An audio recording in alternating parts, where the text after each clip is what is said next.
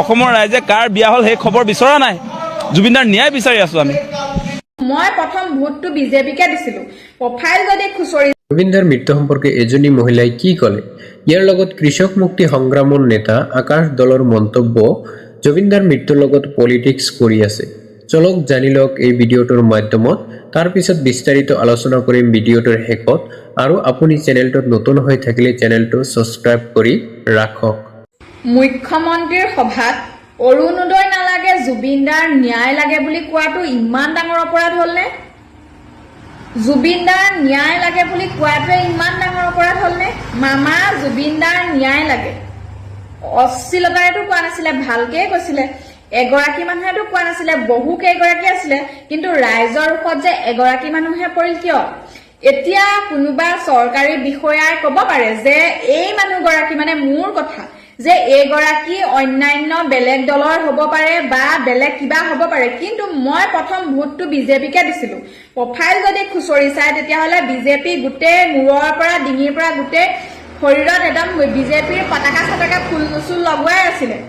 বিজেপিকে প্ৰথম ভোট দিছো। আৰু এইটো কথা ক'বলৈ নাযাওঁ যে মই কোনোবা দলক বেয়া পাওঁ, কিন্তু মানুহ কেইজনমানক বেয়া পাওঁ যে সি কংগ্ৰেছী, ই বিজেপি, সি ৰাইজৰ দলৰ, ই আমুকটো, এই বস্তুবোৰ বেয়া পাওঁ। জুবিন গাৰ্গ কোনো দলৰ মানুহ নহয়। জুবিন গাৰ্গ আমাৰ অসমৰ সম্পদ, আৰু এজন অসমৰ সম্পদৰ কাৰণে ঠিক আছে হ'ব, মই ন্যায় দিম, আপোনালোকে চিন্তা নকৰিব বুলি কৈ দিলেনো কি হয়? সৰু সৰু মানুহবিলাকৰ সৰু সৰু এটা শব্দত ডাঙৰ ডাঙৰ মানুহবিলাকৰ কলিজাখন কিয় কঁপি যায়? সেই জুবিনদাৰ লগত থকা ইয়তত যিখিনি মানুহ আছিল, সেই মানুহখিনিক যে বাকী কেইজন মানুহকহে এৰেষ্ট কৰি পেলাই জেলত দিছে, বাকী মানুহখিনি আজিলৈকে এৰেষ্ট কৰিব নোৱাৰিলে। কোনোবাই ৰাজপথলৈ ওলা বুলি কৈ দিয়াৰ লগে লগে তেওঁক যে এৰেষ্ট কৰি লৈ গুচি যায়, কিন্তু সেই মানুহকেইজনক আজিলৈকে কিয় এৰেষ্ট কৰিব নোৱাৰিলে? বহুত প্ৰশ্ন। মুঠতে আমি সৰু সৰু মানুহবিলাকৰ এটাই কাম যে তহঁতক ঘৰ দিছো তাত থাক, চাউল দিছো সেয়া খা, লেট্ৰিন দিছো তাতে হাক, আৰু তহঁতৰ মুখ বন্ধ ৰাখ। আমাৰ সেইটোৱে কাম নেকি? আৰু কিছুমান মানুহ আছে এনেকুৱা কি বেয়া শব্দ নাই যিবোৰ শব্দৰে মই প্ৰকাশ কৰিম এই মানুহখিনি, যাৰ গিৰিয়েক হেডমাষ্টাৰ হৈ অৰুণোদয় লৈ আছে, যাৰ গিৰিয়েকে উকিল হৈ ঘৈণীয়েকে অৰুণোদয় লৈ আছে, যিগৰাকী মাইকী মানুহ অংগনবাদী ছুপাৰভাইজাৰ হৈ পেলাই অৰুণোদয় লৈ আছে, তহঁতৰ লাজ নালাগে? হা, বেছি নকওঁ বহলাই, কিন্তু তহঁত নিৰ্লজ্জ।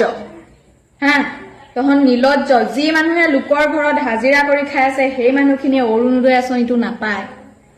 যি মানুহৰ ঘৰ টিং ফুটি পানী পৰি আছে সেই মানুহে ঘৰ এটা নাই পোৱা, কিন্তু ঘৰ, যাৰ ঘৰ পকা পিছফালে এটা বনাই দিছে, গোহালি ঘৰটোকে ফটো মাৰি দেখুৱাই ঘৰ এটা দি দিছে। এই কথাখিনি ক'লে বেয়া, ৰাইজৰ ৰোষত পৰিবলগীয়া হয়। হেডমাষ্টাৰৰ ঘৰৰ মানুহে কণ্টলৰ চাউল পায়, কিন্তু মুখখন বেকেটা কৰি কথা ক'ব, আমি এইবোৰ নেখাওঁ, আমাৰ কুকুৰাই খায়, কুকুৰাক খুৱাবলৈ কণ্টলৰ চাউল লয়। এই কথাখিনি ক'লে ৰাইজৰ ৰোষত পৰা হয়। হা, জোনমণি ৰাভাই সঁচা কথা কৈছিলে কাৰণে জোনমণি ৰাভাৰ হত্যা হ'ল, ন্যায় নাপালে। জুবিন গাৰ্গে সঁচা কথা কয় কাৰণে হত্যা কৰা হ'ল, ন্যায় নাপালে। ময়ো যুঁজ নাই, এই সঁচা কথা কোৱাৰ কাৰণে কোনোবাই মাৰি পেলালেও মাৰি পেলাব পাৰে। আহিছো যেতিয়া এদিন এনেও মৰিম, কিন্তু সঁচা কথা কৈহে মৰিম। আমি কাকো ঘেন্টা খাতিৰ নকৰো, গম পাইছেনে? কৈ যাম যেতিয়ালৈকে কণ্ঠ থাকে। ভাবি নাপাওঁ কিয় মানুহবোৰ এনেকুৱা, যিটো কাম কৰিব লাগে সেইটো কাম নকৰে, আৰু যিটো কাম নকৰিলেও হয়, যিটো পিছত নদৌৰিলেও হয়, সেই তাৰ পিছত দৌৰি থাকে। এতিয়া ধৰি লওক কোনোবাই ৰাজপথলৈ ওলা বুলি কৈ দিয়াৰ লগে লগে সেই মানুহজনক এৰেষ্ট কৰি পেলাই যে এই জেললৈ গ'ল, এই হস্পিটেলত চেকআপ কৰিবলৈ নিছে, এই থানালৈ নিছে, এই যে গোটেইখন মানে দৌৰাই ফুৰাইছে। দৌৰাই ফুৰাওঁতে যথেষ্ট পইচা পাতি খৰচ হৈছে না, তেল পুৰিছে গাড়ীৰ, তেলখিনিতো কাৰো বাপেকৰ ঘৰৰ সম্পত্তি বা মাকৰ ঘৰৰ যৌতুক নহয়, চৰকাৰৰ পইচা। চৰকাৰে বা ক'ত পাইছে? এই প্ৰশ্নখিনি যদি আমি উত্থাপন কৰোঁ, কাৰণ আমি বেয়া, আমি সৰু মানুহ, মুখ বন্ধ ৰাখিব লাগে। মুখ বন্ধ ৰাখিম দিয়ক, কাণত ধৰি উঠা বহা কৰিম নে কি? আমি মুঠতে মাত মতাৰ অধিকাৰ নাই। আমাৰ এটাই কৰ্তব্য, ভোট দে, আঁচনি ল, বস্তু ল, চুপচাপ থাক। আমাৰ কৰ্তব্য সেইটোৱেই। আৰু জুবিনদাৰ নাম আপোনালোকে নল'ব পাপিষ্ঠকেইটাই। জুবিনদাৰ আদৰ্শ মাৰ্ডাৰ কৰা মানুহ জুবিনদাৰ মৃত্যুৰ দিনটোত যিদিনা চিতাত তুলিলে সেইদিনা গছ কেইজোপা কাটি পেলালে ইয়াত। সেইটো কেনেকুৱা মানুহ আচলতে? জুবিনদাৰ মৃত্যুৰ লগে লগে দীঘলী পুখুৰী গছ কাটি দিলেও জাতিৰ শত্ৰু হয়নে নহয় এইবিলাক মানুহ? ৰাজনীতি কৰি আছে, সেই ৰাজনীতি উপৰিও গৈ আছে আৰম্ভণিৰ দিনটোৰ পৰা।